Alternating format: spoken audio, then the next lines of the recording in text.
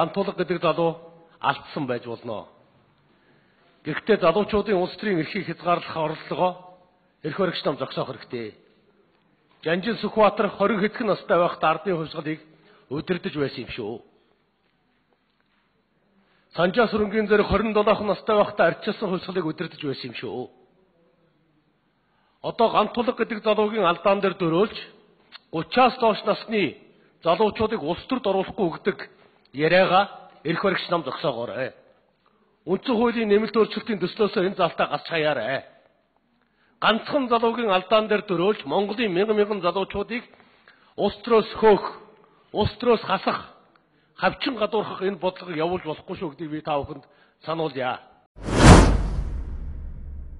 Одоо үндсэн хууль явахтаа бол болж байгаа энэ дуулаануудыг бол дахиндуулж үндсэн хуулийн тогтолцоог өөрчлөх энэ төлөөллүүдийг болиулах ийм чиглэл рүү явах юм бол үнэхээр энэ өөрөө маш аюултай. Монголын нийгэм бол маш том ухалт руу орно.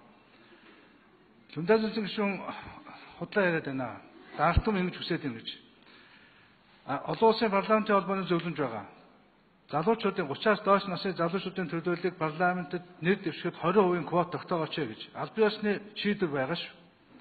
Энийг Монгол улс бол хэрэгжүүлэх байгаа. Энийг өнөөдөр дэлхийн 30 гаруй орн хэрэгжүүлээд явж байгаа. Өнөөдөр та бүхэн дэлхийн нийтэд хар. Өнөөдөр залуу үеийн цаг ихэлсэн.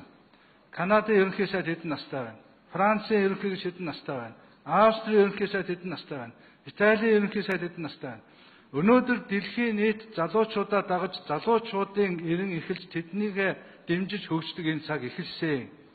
Тэгэхээр энэ цөөнхөө өнөөдөр бид одоо итгэл өгж шилдгийг гаргаж ирж Монголын төрөө цэвэршүүл сайжруулж өөдөн татж ажиллахын оронд өнөөдөр ийм сүр дулааныг дахиндуулан Монголын бүх залуучууд руу одоо нулимх ийм эрх бол парламентд байхгүй шүү. Залуучуудаа дэмжих энийг харин бүр нотолж тэр намын хуулиа янзалж хамгийн сайн хамгийн шилдэг залуучууд гарах ийм одоо тогтолцооны төлөө явах ёстой шүү гэдгийг өнөөдөр энэ сургамжтай цаг үед бол бүгдээрээ одоо анхааралтай дор анхаарч хууль тогтоомжтой тусахмаар байна гэдгийг хэлмээр байна. Баярлалаа.